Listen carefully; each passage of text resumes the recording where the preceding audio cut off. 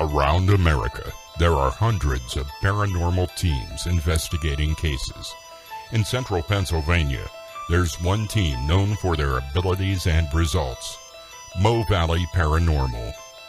Join us now for a look into the world of hauntings and how the experts investigate the occurrences. This is Mo Valley Paranormal Live on WBLF. Now, here's Dave Shannon and Tyson Lidgett. And a good Saturday evening to one and all, and welcome once again to our regular weekly sit-down and discussion of the paranormal and the investigation thereof, known as Mo Valley Paranormal Live. I'm Dave Shannon. That guy over there is Tyson Lidgett. Hello, everybody. Hope you're enjoying your Saturday night. And for those of you who don't know, of course, Tyson is the founder and lead investigator of Mo Valley Paranormal. And you've heard about them now for, geez, what are we coming up on in October? Is that going to be our third anniversary? It will be our third year doing this, yes. Wow. Amazing. Amazing. Just seems like we got started yesterday, but it's been a lot of fun talking to you folks every week about paranormal investigation. We generally try to take each show in a certain direction, and some of that is dependent on what there is available as far as television goes, because we do a weekly review of what the current paranormal reality TV shows are that are airing on any of the particular networks. Now, I'm down to, I don't know, have you heard anything, Tyson, about the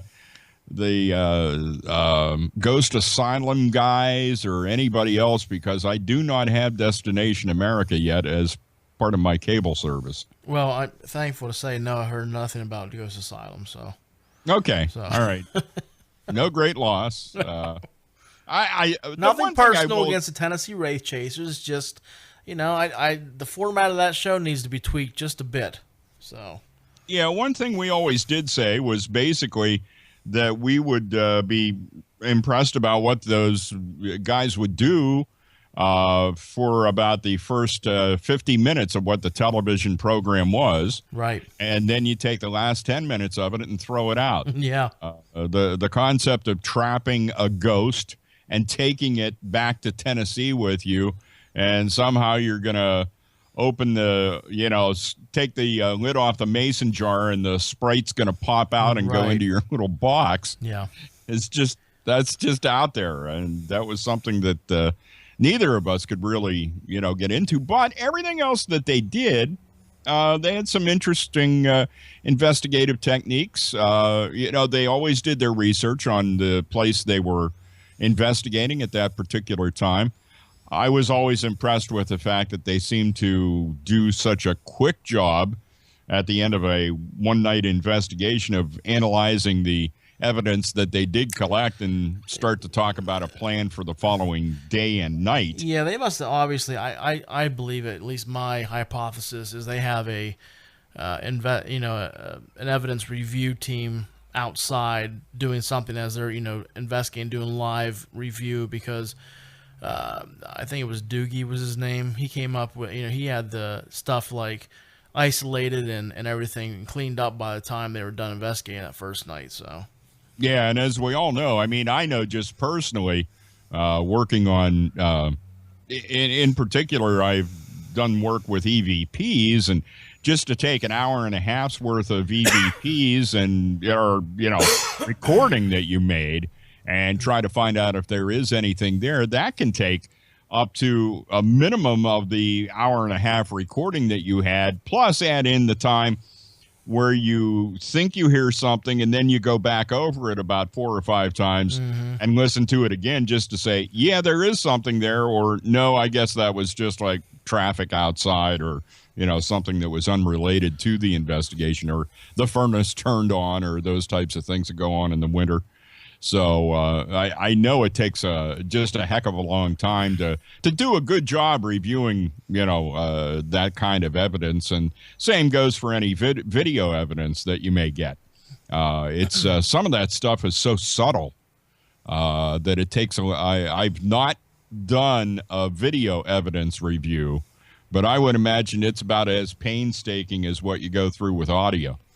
And yeah, I mean, I mentioned it before on a show that, Darren and I when reviewing the audio for the 1806 Antiques case, we ran across that article in the audio that when all the audio was combined and playing at the same time, so you could review all the audio. It was all like synced up with the cameras.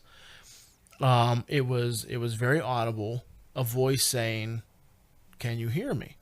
But if you separated those audio files, we never found it.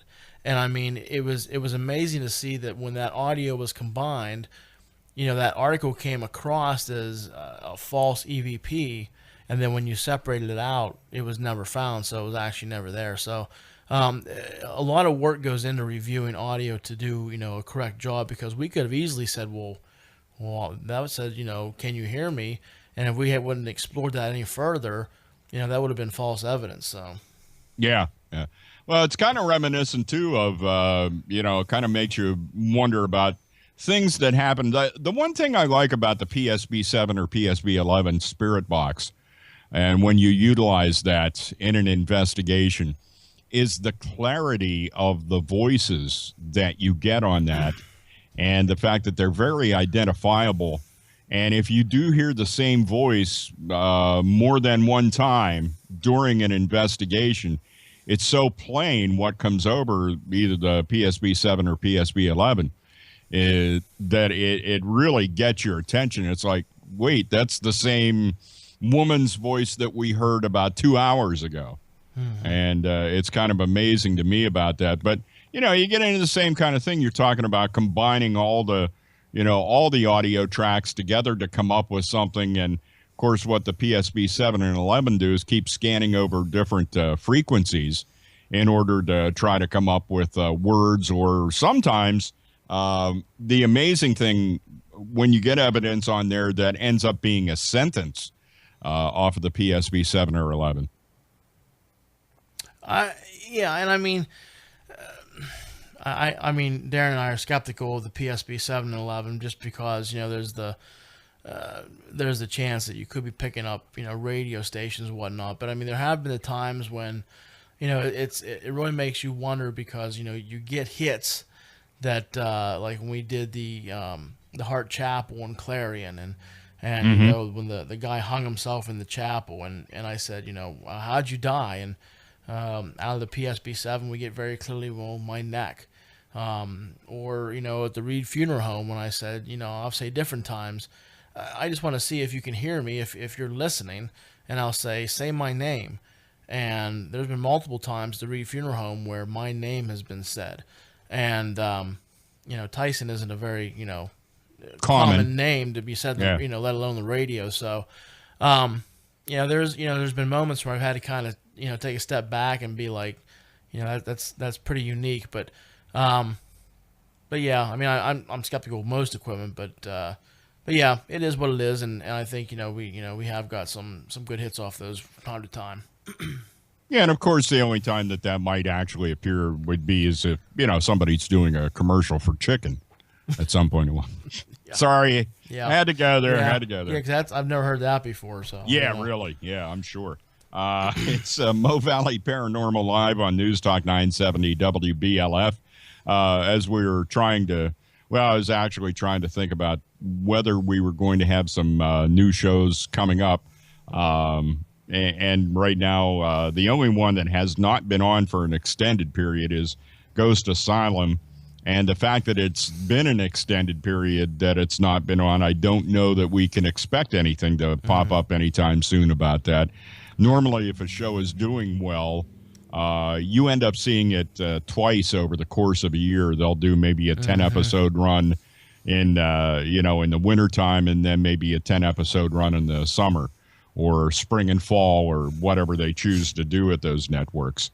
And it's been over a year, I think, since we've had anything now from the Ghost Asylum guys. Yeah, I don't know what's, if they're going to have a fourth run, or if they're just going to a different network, or they're just taking a break for some reason. They'll pop back up in the spring or whatnot. But yeah, I haven't heard anything about them either. And usually I'm on a couple of the paranormal pages on Facebook that usually kind of has inside information about stuff, and it's been quiet on their front, so I don't know what's going on with the Tennessee Wraith Chasers. Yeah, it could be too a little bit of, at times we've talked about this too, that there's sometimes a little bit of a what you would call saturation when it comes to the amount of programs that are out there. And since all of them are not necessarily, I don't know what you would call good programs, just from what we were talking about with Ghost Asylum there at the beginning, you had a 50 minutes of a program that were really pretty good as far as paranormal investigating goes, but then you throw out the last 10. And then you have Ghost in the Hood to me was just absolutely bizarre. Yeah. I enjoyed the Ghost Brothers because it was just like three guys that to me looked like they had never done that before. And I think when they would jump or they were, they would react to some kind of evidence that they got, that they were genuinely frightened. Yeah. Which made it, to me, it was at least a genuine portrayal of what would happen if you took people that aren't used to doing paranormal investigation and put them out into a situation. Now, by the same token, you start to talk about that with something like, these people with Ghosts in the Hood want to portray themselves as some sort of legitimate, we've been doing this forever and right. blah, blah, blah. And we got an old beat up RV that we go driving around in, and we got all this equipment, and it's the Office of Paranormal Operations, the OPO or whatever they call the thing. And they want to put themselves out there as some sort of group of experts when it comes to paranormal investigation. And they get flashlight activity and they scream and run. It's like, for Pete's sake, you beg for flashlight activity, sometimes when you're out. You just love to see that. And to be frightened of flashlight activity to me is just like, okay, right. Yeah, you just started doing this, 2 months ago? Yeah. Well, I know that Ghost Brothers should be coming back because we got about, 45 seconds here. I'm, quote unquote friends with the owner of the House of Wheels in Cleveland, Ohio, a huge funeral home that has multiple viewing rooms and such.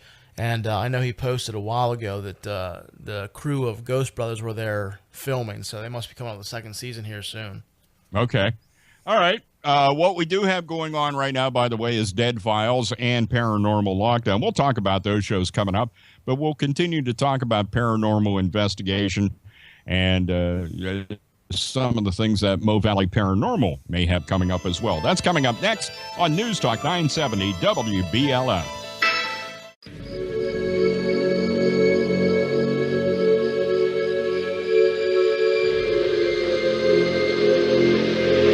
Welcome back to Mo Valley Paranormal Live on News Talk 970 WBLF. We get together every Saturday night on the old radio station to sit down and talk about paranormal investigation and paranormal activity. I'm Dave Shannon. That guy over there is Tyson Lidgett. Hello, everybody. Thanks for joining us. And we've been here for longer than it just seems like it's been a long time since we've been doing it. That's for sure. Not older than dirt, but, we've been around for a while. Yeah. And we appreciate your support out there and listening to the show. We end up finding out, both through our Facebook page and then also when we go out and there is a lockdown that's being held, there are, any number of people that always react that say they do listen to Mo Valley Paranormal Live, and we appreciate their support as well. And speaking of lockdowns, there is another one that is coming up for Mo Valley Paranormal. Tyson, you want to talk about that? Yeah, I mean, I can't have the cat out of the bag yet because the reservations haven't quite opened yet. But our next lockdown will be in April, not too far from now. And reservations will open up on Friday, the 3rd of March. At 6 p.m. Give everybody a chance to get home from work. And so less than a week away if you're listening on Saturday night. Yes. And there's already a lot of buzz about it. This is one of our, favorite fan places to investigate. That is, of course, the old Clearfield County Jail. We'll be returning in April. Pretty sure it's going to be a one-nighter this time around. Those two-nighters it's nice to try to get as many people as we can that want to experience that, but man, it's a lot of work for my team. So I think we're going to just do a one-night event this year, or this time around. And but we're looking forward. We always look forward to getting back in the old Clearfield County Jail. It's one of those places that there's always something, happening there. But some nights it could just be your basic stuff with residual footsteps and sounds and whatnot. But when it's active, it gets really active, and I mean that's like disembodied voices and the intelligent flashlight sessions, and everyone's downstairs. You can hear cell doors closing upstairs, and so I mean it's one of our favorite places to investigate, and the public seems to enjoy it as much very well also. I see it selling out very quickly, like within probably the first hour, because I only take maybe at most 40, 45 people, because even in a place that size, it can get too congested and it can just be too, much contamination for the atmosphere to investigate. But there's already, every time I post something about the jail, within no time there's, a couple thousand views of it and shares and whatnot. So yeah, I see it selling out pretty quickly. So if you've never been in the old Clearfield County Jail and you want to experience one of our favorite places to investigate, I suggest that keep your eye on the page and be ready on Friday, March 3rd at 6 o'clock when the reservation's open to get in contact with us. And one of the best things I can say, if nothing else, and obviously there is a desire if you're going on a lockdown for a little bit more than this, but there is the aspect of being able to investigate at a place that is steeped in architectural design and the history of it. It is a very interesting place to be and see. We have this stereotypical view of what a prison is actually like, and this takes you back beyond what most movies have portrayed prisons as. It's not bars. It's not a door with the chicken wire glass, and it's not anything. It's completely different. And the amazing thing about that, and there is an old newspaper article of somebody that tried to escape. They have these tiny windows, like at the tops of the cells. Yeah.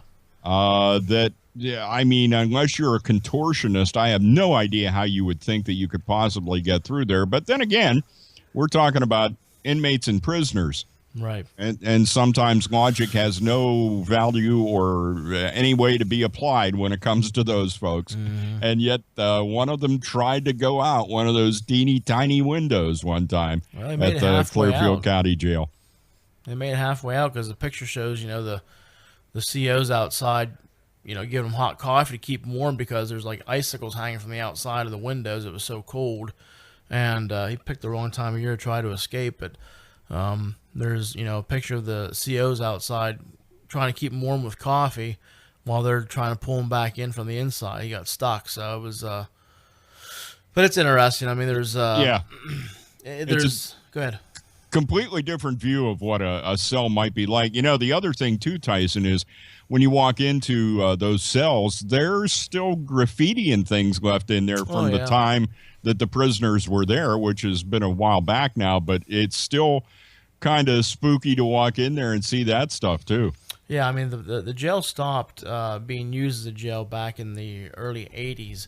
So, I mean, not too long ago, but long ago enough that, like Dave said, there is still drawings on the wall, and, people were pretty creative. The one guy's cell looks like a landscape. Like he, can look at the back of his cell and, visually escape where he's at, whatnot. But it's interesting. I mean, there was 3 hangings at that jail, 1 murder, and a handful of suicides. So more than enough tragedy there, just let alone the residual, feelings and whatnot to sustain a haunting. And it's interesting that sometimes the energy from residual activity can be strong enough that it it can make you feel like it is intelligent. And of course, if you've not listened to the show a lot or you don't understand that designation, something that's residual is like Tyson refers to it like a tape playback. Something gets recorded and there was so much energy that happened during that event that it's kind of embedded in the property in one way, shape, or form, and it plays back at times. Right.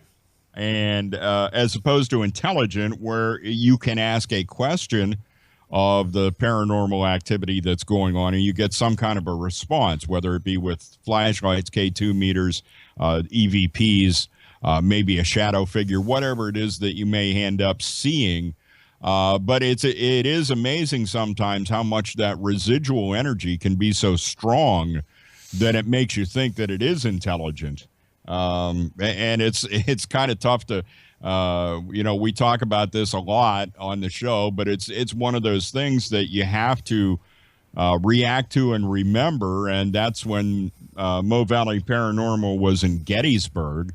And basically there was a cannonball came, as far as what you heard.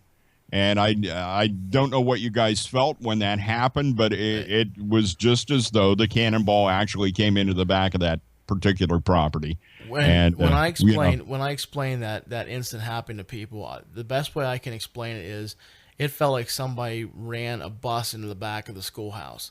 I mean, you heard, this loud boom, and then the floor and the walls shook. And then you heard, this funk, something hitting the floor, and then something rolling down the hallway. And then, upon checking, we've talked about this numerous times. Upon checking, nothing fell, nothing toppled over. And it was at that point we said, that you could tell was the residual sound of that cannonball hitting the school, but yet the brick must have been enough to stop it where it just fell on the other side of the wall and rolled down the hallway. It was amazing to experience. And when you have something like that happen, that's it kind of seems like you're selling it short by calling it residual. But just remember that battlefield was so active. Oh my! When that was going on at Gettysburg, that this was almost a common occurrence. That was going on with the cannons being fired over the course of time, and you may not have necessarily thought you were in the line of fire as far as the battle lines go at Gettysburg, but by God, it was close enough that your house or your school or your barn or whatever may have been affected by one of those cannon shots. It's Mo Valley Paranormal Live on News Talk 970 WBLF, and we have Paranormal Reality TV Review coming up next.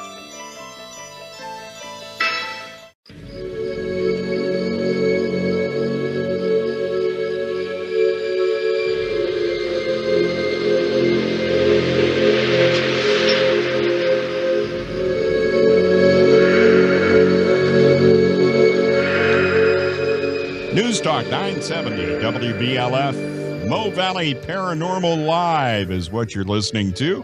It is our regular Saturday night get-together and discussion of the paranormal and the investigation of it. I'm Dave Shannon. That guy over there is Tyson Lidgett. Hello, everybody. Thanks for tuning in.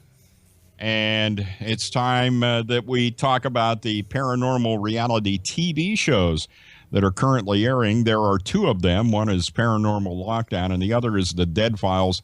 Dead Files not necessarily fitting into the traditional investigating that we see and are used to and the type of thing that we talk about, but still to me a somewhat fascinating program. And once again, it's always accepting everything at face value that you have two people from completely different, if you want to call them disciplines, certainly for Steve DeShavi a discipline, but, if you want to call psychic mediumship a discipline for Amy Allen, then, you have people from two different disciplines that investigate a property and what's going on there in their own individual ways. And when they come back together, it's amazing to see how close they are with the information that they're able to gather during investigating. So that's coming up. But first, we'll talk about Paranormal Lockdown, the show with the worst theme song in America. You don't like that song, do you? No. I honest to goodness, I am sick of people. And all that is to me is a poor imitation of Johnny Cash in his Right. later years. Yeah. And it's like, first of all, Johnny Cash did what he did. Some of the stuff in his later years is something that maybe I can deal with. The guy had a rough life when you come right down to it, everything that he went through. And a lot of the stuff that he did toward the end, he knew his end was coming. Right. And it was somewhat depressing, and wasn't exactly the best sound that Johnny Cash's voice had over the course of time. When he sang Folsom Prison Blues, that was, he sounded pretty good then, The guy had quite a career, but it perturbs me that people think that because they can imitate Johnny Cash and, try to put together something that sounds like his later career work, that somehow that's good. And it's just like, I'm sorry, out of all the things about Paranormal Lockdown that I could like, the theme song is certainly not one of them. So, but this week, the past week's episode, this would be Friday a week ago, was the team, which is, of course, Nick Groff and Katrina Weidman in New Orleans. Just out of curiosity, Tyson, because of the nature of New Orleans and some of the things that are way different, voodoo is, I guess, what you would call an accepted religion in the New Orleans area. Yeah, I mean, it's religious practice. I mean, it's a religion followed by some voodoo. There's voodoo, hoodoo. I mean, there's all kinds of those native practices to the French Quarter, New Orleans down there. And it would certainly be the kind of place where you would want to go, because the potential for, not only do you have that, which is a completely different aspect of life in that town, but you also have what went on during Hurricane Katrina, and the amount of death that occurred surrounding Hurricane Katrina and the disaster that happened there back in 2005 is the kind of thing that's just a town that's going to be ripe with activity, I think. So anyway, this particular trip was to what they called a Creole cottage, and it was built in 1829. So obviously been around for a while. And the property was recently, they didn't say exactly how long ago it was. There was a fire there, and you can tell that it wasn't severe enough to burn the building down, but the fire caused them to, they basically have gutted it to a point where, some of the rooms have virtually nothing left on the walls. So that's what you have going on there. What happened at that property? It's on Rampart Street in New Orleans. There was a couple, their names Zach Bowen and Addie Hall. And what went on there was Zach and Addie were a couple, not married, that anybody had said anything about. And apparently one night, Zach completely went off the rails, and he killed his girlfriend, Addie. Didn't just kill her, but what he did afterwards was just, holy cow. I don't know how you go down that road. Cut her body into pieces, and then cooked the body parts to boot. Put her head in a kettle. And put that on the stove, took her legs, put those in the oven of the stove, and put other body parts up in the bathroom area. And then after all of this goes on, then it starts to work on him, and he ends up going to, I forget which hotel it was, but he did a suicide dive off the roof of a hotel.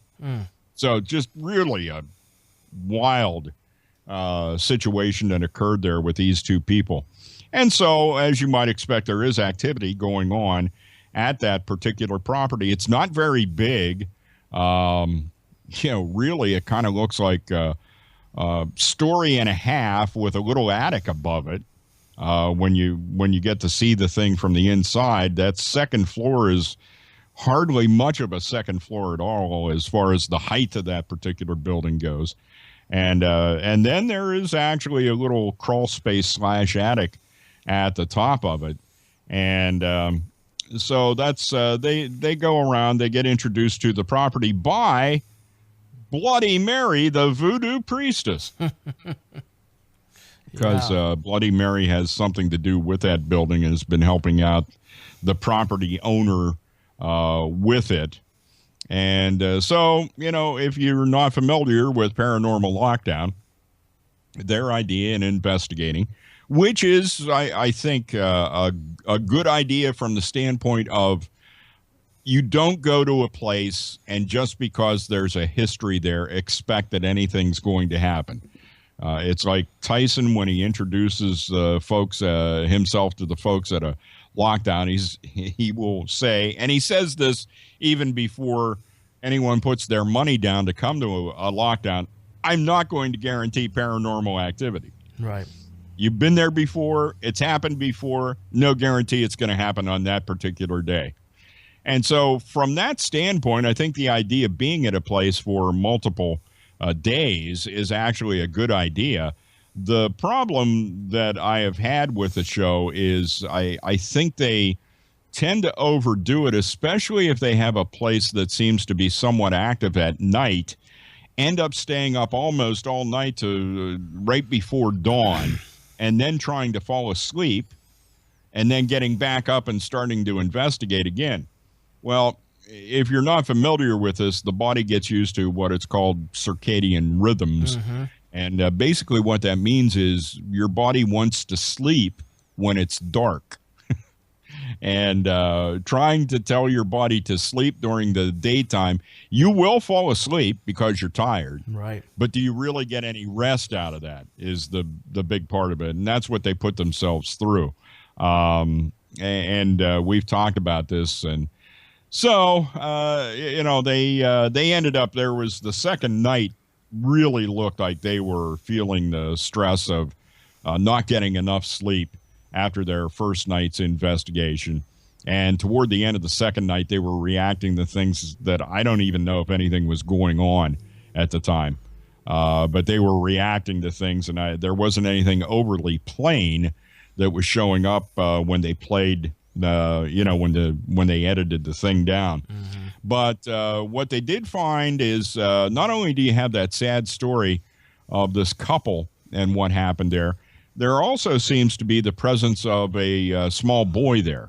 And they categorize some of the things that happen like something that would happen with more of a childlike interaction that you would get during an investigation. So the talk is that, and they were doing a little research on it, and they seem to find out that they think it was a slave, a young slave, a young boy that was a slave, and that's what they think is going on. And there's also the Bloody Mary voodoo priestess said that they thought that I think it may have been an EVP that had been recorded there that indicated that he watched this happen. He watched Zach Bowen kill his girlfriend, Addie Hall, and watched him cut her up. And that just kind of, as for him, even in the spirit world, it's the spirit of a child.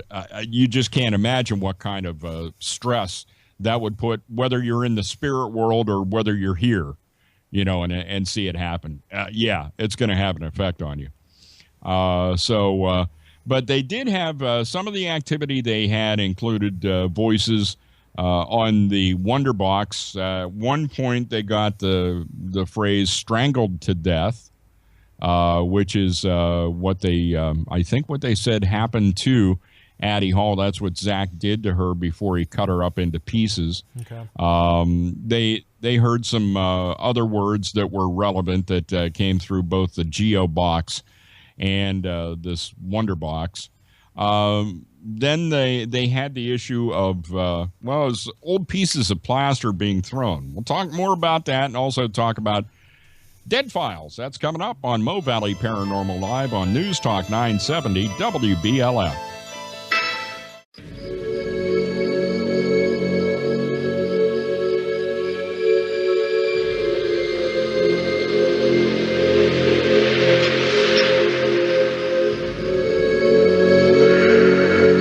News Talk 970 WBLF. It's Mo Valley Paranormal Live. I'm Dave Shannon. That guy over there is Tyson Lidgett. Hello, everybody. Why are we coming out of your radio speakers? Well, we have this little get-together every week where we sit down and talk about the paranormal and paranormal investigation, and that's what you're a part of now, too, here on Mo Valley Paranormal Live. Part of each week's show is to talk about some of the current paranormal reality TV, as I call it, offerings that are out there. Yeah. And we were talking about Paranormal Lockdown as we headed into the commercial break. Talked about the plaster. They thought it was stones that were being thrown, but it was actually pieces of plaster. And, some of the older plaster was pretty thick. Is it being thrown or is it just falling from the ceiling and walls? Well, the interesting thing about that, they did show an area there from the attic where there were pieces of plaster, but there was no easy way for it to get from there.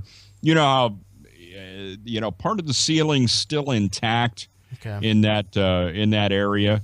And so there was no way where that plaster was to get out of the spot between the studs in the ceiling and where the ceiling boards are still there, and to get them to fall down into the area where they were investigating. So, and it did happen a couple of times. And interestingly enough, their poor cameraman, Rob, ended up being the guy that caught the brunt of what was going on with this activity in the attic.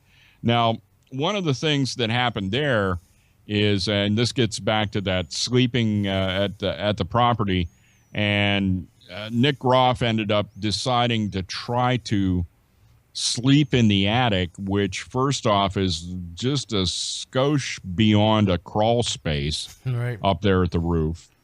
And really there was only one board laying across the studs in as far as the ceiling goes, and it was like I'll just on the premise of trying to get at least some kind of a decent night's sleep, I wouldn't have done it, but he did do it. Not a whole lot happened there. There was one thing I didn't mention it. Their first night there, they had those LED panels on the floor. Yeah, and they did get some motion that did take place on those panels down on the floor. That happened the first night. Second night, nothing really in particular that they noted in the show. They had more of the activity that occurred up there occurred when they were doing their investigation. Now, what they did on the final night was add additional cameras to their investigation. They also put a motion sensor into the attic area. And, of course, they had their GeoBox and Wonderbox out there as well. One of the things that did happen was one of the things they got out of the GeoBox was the word Zach. And it really wasn't Bagans trying to get even with Groff. It was you got to remember the name of the guy that killed his girlfriend and cut her into pieces was Zach. Right. And so they made that connection. Zach may still try to sue him, though. So the other thing that did happen in the final night investigation, by adding the one extra camera, it was mounted at the top near the ceiling of a hallway that looked back toward the kitchen. And there was there were almost, it looked like two shadow figures that you saw the edges of them come into the picture.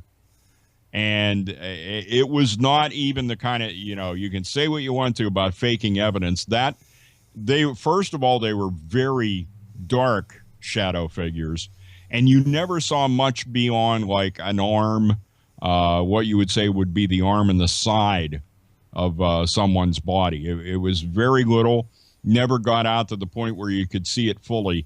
But there were two instances of that, and it happened so close together. It was almost like two people were there, and they were kind of like peeking around that corner that the camera was looking at. So they did get those shadow figures on that final night investigation. Where they came to at the end, they brought the landlord, whose name is Leo, to the property. They talked to him, and then Bloody Mary decided she was going to do a blessing on the house and a cleansing to try to help spirits move on. Even though this was a gruesome murder that occurred there that eventually led to a suicide, it doesn't seem as though, or at least they were of the opinion, that the activity there was not necessarily revolving around that event that happened, and seemed to have more to do with the fact that at one time there was a little boy there who was a slave, and it seems to be him more than anything else that may be going on there. So they didn't detect any real negative type things that were going on. That's so surprising. That's the way Paranormal Lockdown wrapped up. And moving on then to the Dead Files, and Amy Allen went down the Zach Bagans road. Ugh. Yeah, she's going through and she's doing her walkthrough. If you're not familiar with this, you have a psychic medium that does a walkthrough of a property. And of course, no one's in the house except her and her husband, who has a small handheld camera, and then another cameraman that's in there with them. There may even be another one, I don't know, but for sure, I know there's three of them in there at once. And she walks through and gets impressions of what's going on in a particular house. And so she does her part. Then you have an old New York City detective, Steve DeShabi, who approaches it as a detective would. Right. We talk about checking up on the history of a property and what have you. And that's Steve really does a good job at that, and is able to make contact with people that may have personal knowledge about a property and its history, and also spends a reasonable amount of time in the local libraries of the towns they're in to see what he can find out about a particular property. So he does it that way. And this week they were in Spartanburg, South Carolina. Right. And did you see this one? I did. Okay. If you want to, you can talk about it because the thing I was saying about Amy was she went down the road and she said there was a demon there. Right. And so that was one of the big things. But as we have talked about Dead Files and the way these shows end up, this was a surprising conclusion to me that they ended up deciding what they were going to do. So I'll let Tyson kind of review what went on in the two investigations and how it all ended up. Well, I mean, she said, that number one, that the family was a mother, father, and 3 children. One was, a grown child. He was 21, lived in the house.